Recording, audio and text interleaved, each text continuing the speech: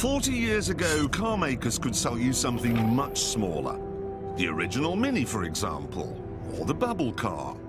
But even these aren't small. Not really. Not compared to this. The Peel P50.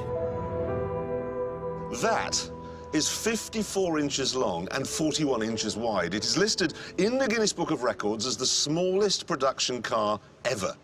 And what I'm sure you're expecting me to do now is introduce Richard Hammond. But what I'm actually going to do is drive it to work. All, 6'5" of me.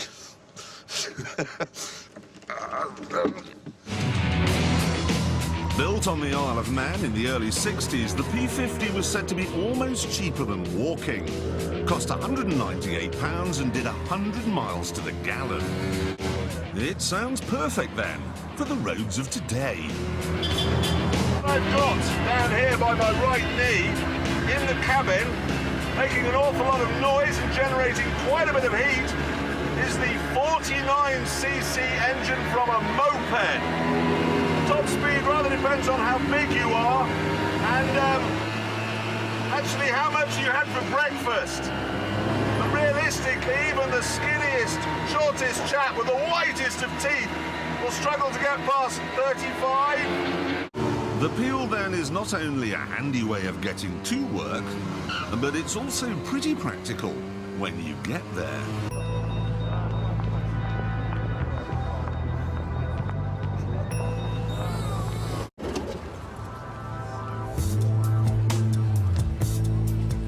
The great thing about a car this small is that it's very light, which means that when you get to work, you just pick it up and carry it inside.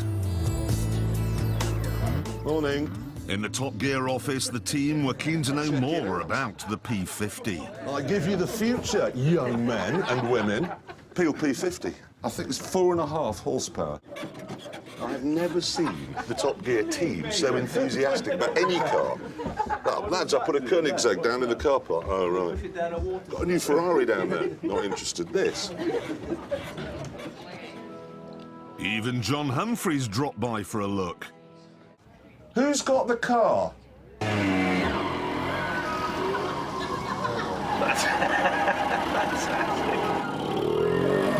Got the power under this bonnet. It's impressive.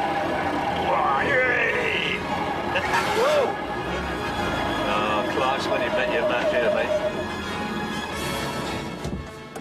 Please don't just steal our things. Do you mind? Thanks Okay. very much indeed. Jolly nice of you. Soon, I was summoned to an important BBC meeting. Most of the people going would be walking, but I was running late and decided to use the car.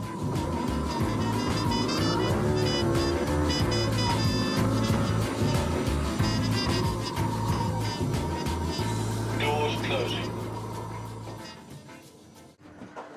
Ground floor. Sorry, Fiona, could you give me a push? A push out?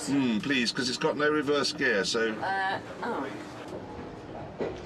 Thank you. All right, you'll be all right now. No, this is fine. Thanks.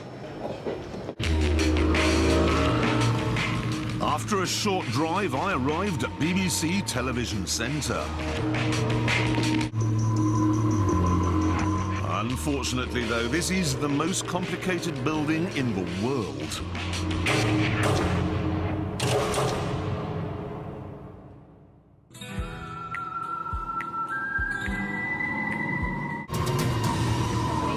Talks with government ministers about how to handle the number of claims that have resulted from last month's floods. The total bill is estimated at about £1.5 billion. Mark Simpson is in. Sorry everyone, sorry. I really do think that today I have seen the future, and it comes from 1963.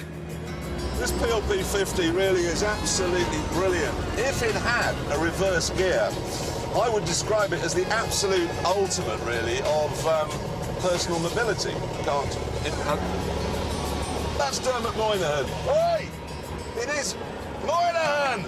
Moynihan! Oh, thanks. Thanks for that. Sorry.